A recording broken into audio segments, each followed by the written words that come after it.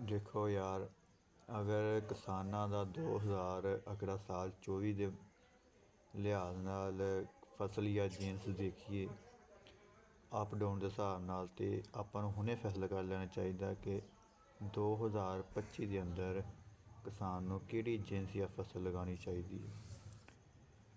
ਦੇਖੋ, ਜੋ ਮੌਜੂਦਾ ਸੂਰਤ ਹਾਲ ਹੈ, ਜੋ ਕਣਕ ਨਾਲ ਹੋਇਆ, ਤੇ ਅੱਜ ਰੇਟ ਮੰਡੀ ਦੇ ਅੰਦਰ ਠੀਕ ਠਾਕ ਸੀ। 2800 2850 ਦਰਮਿਆਨ ਹੈਗਾ ਸੀ। ਮਜ਼ੀਦ ਕਿ ਅਗਾਂਹ ਮਜ਼ੀਦ ਵਧੇਗਾ, ਲੇਕਿਨ 2025 ਦੇ ਅੰਦਰ ਜਿਹੜਾ ਕਣਕ ਦਾ ਰੇਟ ਨਿਕਲਣਾ ਉਹ 3000 ਤੋਂ ਰੌਂਡ ਬੋਰਡ ਹੀ ਨਿਕਲਣਾ, ਅੰਦਰ ਬਾਹਰ ਨਿਕਲਣਾ। ਅਤੇ ਅਗਰ ਆਪਾਂ ਸਾਰਾ ਹਿਸਾਬ ਕਿਤਾਬ ਲਾਈਏ ਤਾਂ ਕਣਕ ਦੇ ਵਿੱਚ ਤਕਰੀਬਨ ਲੋਸ ਹੀ ਹੈ, ਕਿਉਂਕਿ ਖਰਚੇ ਬਹੁਤ ਜ਼ਿਆਦਾ, ਕਣਕ ਦੀ ਬਜਾਂਦ ਬਹੁਤ ਜ਼ਿਆਦਾ। ਮੈਂ ਇੱਕ ਵੀਡੀਓ ਸਿੱਟੀ, ਆਪ ਵਿਜ਼ਿਟ ਕਰ ਸਕਦੇ ਹਾਂ। ਮੈਂ ਪੂਰਾ ਕਣਕ ਦਾ ਇੱਕ ਗਰਾਫ ਜ਼ਬਾਨੀ ਬੋਲ ਕੇ ਸਿੱਟਿਆ ਹੋਇਆ ਕਿ ਕਣਕ ਉੱਤੇ ਕਿੰਨਾ ਖਰਚਾ ਆਉਣਾ, ਕਿੰਨਾ ਨਹੀਂ ਆਉਣਾ।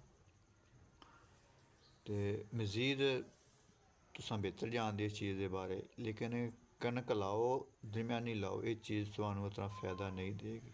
ਇਸ ਤਰ੍ਹਾਂ ਕਮਾਦ ਹੈ, ਕਮਾਦ ਵੀ ਤੁਹਾਨੂੰ ਇਤਨਾ ਫਾਇਦਾ, ਕਿਉਂਕਿ ਸਾਲ ਭਰ ਦੀ ਫਸਲ ਹੁੰਦੀ, ਉਹ ਵੀ ਇਤਨਾ ਫਾਇਦਾ ਨਹੀਂ ਦੇਗਾ।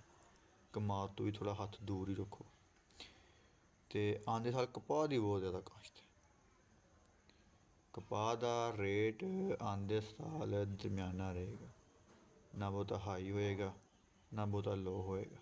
ਕਪਾਹ ਲਾ ਸਕਦੇ ਹਾਂ, ਠੀਕ ਹੋ ਗਿਆ, ਲੇਕਿਨ ਇਹ ਤੋਂ ਵੀ ਥੋੜ੍ਹਾ ਜਿਹਾ ਨਾ ਹੋਲਡ 'ਚ ਰਹੋ। ਅਤੇ ਤਿਲਾਂ ਦੀ ਡਿਮਾਂਡ ਬਣੀ ਰਹੇਗੀ, ਕਿਉਂਕਿ ਆਉਂਦੇ ਸਾਲ ਤਿਲਾਂ ਦੀ ਕਾਸ਼ਤ ਘੱਟ ਹੋਏਗੀ। ਇਸ ਸਾਲ ਤਿਲਾਂ ਦੀ ਡਿਮਾਂਡ ਹੈ, ਲੇਕਿਨ ਰੇਟ ਬਹੁਤ ਕਮ ਆ ਬਾਰਿਸ਼ ਤਿਲਾਂ ਦੀ ਵਜ੍ਹਾ ਨਾਲ। ਹੋ ਸਕਦਾ ਕਿ ਆਉਂਦੇ ਸਾਲ ਬਾਰਿਸ਼ਾਂ ਨਾ ਪੈਣ। ਤਿਲਾਂ ਦੀ ਬਜਾਂਦ ਆਉਂਦੇ ਸਾਲ ਵਾਕਈ ਘੱਟ ਹੈ, ਅਤੇ ਇਸ ਵਾਸਤੇ ਤਿਲਾਂ ਦੀ ਬਜਾਂਦ ਆਉਂਦੇ ਸਾਲ ਹਰ ਹਾਲ ਕਰਿਓ। ਇਹ ਤੋਂ ਹਿੰਮਤ ਨਾ ਹਾਰਿਓ, ਮੂੰਗੀ ਦੀ ਬਜਾਂਦ ਕਰਿਓ।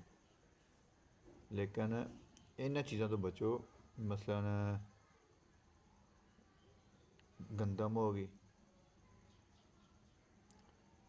ਕਪਾਸ ਅੱਧੀ ਲਾ ਲਓ, ਇਹ ਤੋਂ ਹੀ ਬਚੋ। ਇਹਦਾ ਵੀ ਰੇਟ ਕਮ ਹੋ ਸਕਦਾ ਆਉਂਦੇ ਸਾਲ, ਇਹ ਵੀ ਤੁਹਾਨੂੰ ਲੋਸ ਦੇ ਸਕਦੀ ਹੈ। ਕਪਾਹ ਤੋਂ ਵੀ ਬਚੋ, ਠੀਕ ਹੋ ਗਿਆ। ਅਤੇ ਕਮਾਦ ਤੋਂ ਬਚੋ।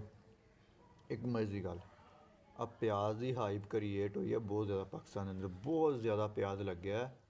ਪਿਆਜ਼ ਤੋਂ ਵੀ ਬਚੋ, ਲਾ ਲਓ ਥੋੜ੍ਹਾ ਲਾ ਲਓ, ਇੰਨਾ ਨਾ ਲਾਓ। ਅਤੇ ਤੁਹਾਡਾ ਆਹੋ ਲਸਣ ਤੋਂ ਵੀ ਬਚੋ, ਕਿਉਂਕਿ ਲਸਣ ਹਾਂਡੀ ਵਿੱਚ ਇੱਕ ਗੁੱਟੀ ਤਾਂ ਪੈਂਦੀ ਹੈ, ਉਹਨੇ ਵੱਧ ਤੋਂ ਵੱਧ ਕੀ ਕਰ ਲੈਣਾ, ਠੀਕ ਹੈ ਨਾ। ਲਸਣ ਤੋਂ ਵੀ ਬਚੋ, ਲਸਣ ਤੋਂ ਮੈਂ ਕਹਿੰਦਾ ਵੈਸੇ ਹੀ ਬਚੋ, ਕਿਉਂਕਿ ਬਹੁਤ ਸਾਰੇ ਲੋਕਾਂ ਨੇ ਲਾ ਲਈ ਹੈ, ਯਾਨੀ ਕਿ ਲਾਣੀ ਹੈ, ਤਿਆਰ ਕਰ ਲਿਆ ਵਾਂ, ਲਾ ਹੀ ਲਿਖ ਦੋ ਵਾਂ, ਸੋਚ ਲਿਆ ਕਿ ਸ਼ਾਇਦ ਡਿਸਾਈਡ ਕਰ ਲਈ ਹੈ ਅਤੇ ਲੱਗ ਗਈ ਹੈ। ਲਸਣ ਤੋਂ ਵੀ ਬਚੋ, ਇਹਨਾਂ ਚੀਜ਼ਾਂ ਤੋਂ ਬਚੋ। ਆਉਂਦੇ ਸਾਲ ਸਬਜ਼ੀਆਂ ਦੀ ਹਾਈਪ ਪਾਕਿਸਤਾਨ ਦੇ ਅੰਦਰ ਬਹੁਤ ਜ਼ਿਆਦਾ ਕ੍ਰੀਏਟ ਹੋ ਚੁੱਕੀ ਹੈ। 2025 ਦੇ ਅੰਦਰ ਇਤਨੀ ਸਬਜ਼ੀ ਹੋਣੀ ਹੈ ਨਾ ਕਿ ਤੁਹਾਡੀ ਸੋਚ ਹੈ। ਹਾਲਾਂਕਿ ਸਬਜ਼ੀਆਂ ਦੇ ਲਿਹਾਜ਼ ਨਾਲ ਮੈਂ ਗੱਲ ਕਰ ਰਿਹਾ, ਅਤੇ ਸਬਜ਼ੀ ਲਗਾ ਲਓ, ਥੋੜ੍ਹੀ ਲਾਓ, ਲੇਕਿਨ ਜ਼ਿਆਦਾ ਲਾਉਣ ਤੋਂ ਬਚੋ। ਇਹਦਾ ਵੀ ਲੋਸ ਦੇ ਵਿੱਚ ਆਉਂਦੇ ਸਾਲ ਜਾ ਸਕਦਾ, ਇਤਨਾ ਜ਼ਿਆਦਾ ਫਾਇਦਾ ਨਹੀਂ ਹੋਏਗਾ, ਠੀਕ ਹੈ ਨਾ। ਸਬਜ਼ੀਆਂ ਤੋਂ ਹਟ ਕੇ ਕੁਛ ਇਹੋ ਜਿਹੀਆਂ ਫਸਲਾਂ ਹੁੰਦੀਆਂ ਕਿਹੜੀਆਂ ਬੰਦਾ ਲਾਵੇ ਅਤੇ ਪਤਾ ਨਾ ਲਾਵੇ, ਉਹਦੇ ਵਿੱਚ ਲੋਸ ਹੀ ਲੋਸ, ਲੋਸ ਹੀ ਲੋਸ ਹੈ। ਉਹਨਾਂ ਫਸਲਾਂ ਦੇ ਵਿੱਚੋਂ ਵੀ ਤੁਹਾਨੂੰ ਬਚਣਾ ਹੀ ਚਾਹੀਦਾ, ਠੀਕ ਹੈ ਨਾ। ਯਾਨੀ ਕਿ ਤੁਹਾਨੂੰ ਮੈਂ ਐਗਜ਼ੈਂਪਲ ਦਿੰਦਾ, ਜੇ ਉਹ ਤੁਸੀਂ ਲਾ ਲਓਗੇ ਤਾਂ ਵੀ ਉੱਥੇ ਗੱਲ ਹੈ, ਜੇ ਨਾ ਲਾਓਗੇ ਤਾਂ ਵੀ ਉੱਥੇ ਗੱਲ ਹੈ। ਬਾਜਰਾ ਲਾ ਲਓ, ਠੀਕ ਹੈ ਨਾ। ਪਿਛਲੇ 2 ਸਾਲ ਤੋਂ ਬਾਜਰੇ ਦਾ ਰੇਟ ਤਕਰੀਬਨ 3000 2800 2700 2500 ਦੇ ਦਰਮਿਆਨ। ਅਗਰ ਸਾਰਾ ਹਿਸਾਬ ਕਿਤਾਬ ਲਾਓ ਨਾ, ਤਾਂ ਬਾਜਰੇ ਦੇ ਅੰਦਰ ਵੀ ਕੁਛ ਨਹੀਂ ਹੈਗਾ, ਐਵੇਂ ਗੱਲਾਂ ਹੀ ਹੈ। ਵੱਧ ਤੋਂ ਵੱਧ 15 ਤੋਂ 20 ਮਣ ਨਿਕਲਦਾ ਵਾ, ਨਹੀਂ ਨਿਕਲਦਾ। 10 ਤੋਂ 8 15 10 8 12 ਇੱਥੇ ਨਿਕਲਦਾ। ਅਗਰ ਸਾਰਾ ਕੈਲਕੂਲੇਸ਼ਨ ਮਾਰੀ ਚੱਲ 2500 ਨੂੰ ਵੀ ਗਿੱਲੇ ਹੱਥ ਵਿਕੇ, ਚੱਲ 3000 ਨੂੰ ਵਿਕੇ ਗਿੱਲੇ ਹੱਥ, 10 ਮਣ ਹੋਇਆ, ਉਹੀ 30000 35000 ਖਰਚੇ ਦੇ ਉੱਤੇ 40 45 ਹਜ਼ਾਰ ਆ ਕਿੱਲੇ ਉੱਤੇ। ਬਾਜਰੇ 'ਚ ਵੀ ਕੁਛ ਨਹੀਂ ਲੱਭਦਾ, ਬਾਜਰੇ ਤੋਂ ਵੀ ਪੁੱਛੋ।